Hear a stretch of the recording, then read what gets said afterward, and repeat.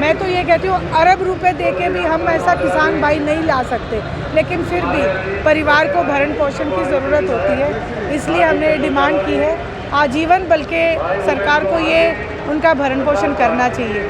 आज आपने देखा हरियाणा प्रदेश में कानून व्यवस्था का जनाजा निकला हुआ है। आज हर वर्ग परेशान है। आज किसान की निर्मम हत्या कर दी जाती है जला के, शिनाख्त करने के बाद भी उन्हें अरेस्ट नहीं किया जा रहा। ये संदिग्ध जो संदेह उत्पन्न करती है भारतीय जनता पार्टी के शासन के ऊपर।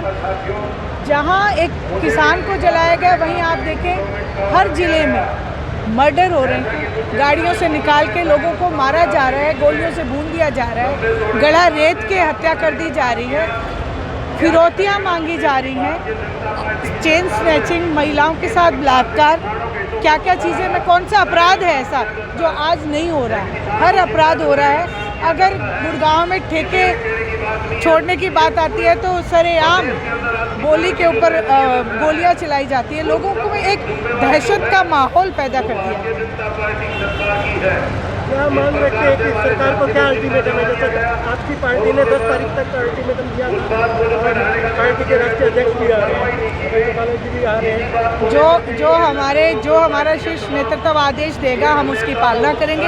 अभय सिंह जी चौटाला जो आदेश देंगे हम उनके साथ, उनके आदेश के साथ अडिग आपको खड़े। जिन परिस्थितियों में आज सभी को एकत्रित होना पड़ा, लेकिन इंडियन नेशनल लोकदल ने हमेशा से किसानों का पक्ष लेने का काम करा है, किसान और मजदूर की लड़ाई को लड़ने का काम करा है। विजेंद्र की लड़ाई कोई छोटी लड़ाई नहीं है, एक बहुत बड़ी लड़ाई है, बड़े उद्योगपतियों के साथ लड़ाई है, और ऐसी लड़ाई के अंदर हम सब उनके परिवार के साथ हैं और हमारा यही प्रयास रहेगा कि उनको पूरी तरह से उनके परिवार को न्याय मिले। और ये जो ट्राइडेंट कंपनी है, इसके जो मालिक हैं, इनके ऊपर भी केस होए और इनकी भी गिरफ्तारी हो। क्या लगता है सर, ये कंपनी बीजेपी से जुड़ी हुई है या बीजेपी की किसी बड़े नेता का हाथ इसमें हो सकता है? आपको क्या बिल्कुल लगता है? जब प्रशासन कोई काम ना करे, जब हत्यारे सरेआम खुले घूम रहे हैं, तो इसका मतलब कहीं ना कहीं तो ऊपर से कोई ना कोई प्रशासन के ऊपर दबाव है। वरना इतना क्रूर कांड होने के बाद भी अगर हत्यारों को गिरफ्तार ना करा जाए तो ये अपने आप में प्रशासन के लिए एक बहुत शर्म की बात है। इनेलो का क्या स्टैंड रहेगा सर? इनेलो ने आज अपना स्टैंड बड़ा क्लियर कर दिया है। हमने हाईकोर्ट के एक सिटिंग जज से इसकी जांच की मांग करी है और ज्ञापन के माध्यम से हरियाणा प्रदेश के गवर्नर तक हमने ये ज्ञापन पहुँचाने का काम किया।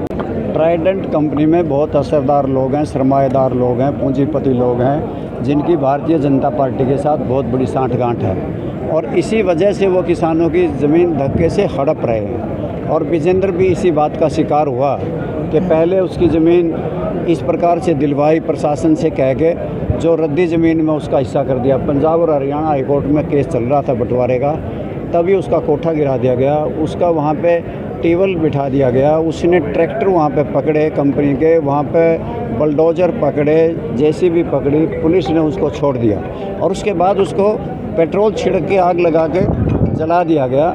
और इसी प्रकार के अनेकों केस हैं जिसमें ट्राइडेंट ही नहीं और भी इसी प्रकार की कंपनियां किसानों से धक्का कर रही हैं। हम उनकी आवाज़ बनेंगे और हमने आज मांग की है कि पंजाब और हरियाणा हाई कोर्ट के सिटिंग जज से इसकी जांच हो, 302 का मुकदमा हत्या का मामला दर्ज किया जाए और ट्राइडेंट के मालिक को और उसके जितने गुर्गे हैं उन सबको गिरफ्तार किया जाए। मुकदमा दर्ज हुआ सर, लेकिन गिरफ्तारी अभी तक हुई नहीं है।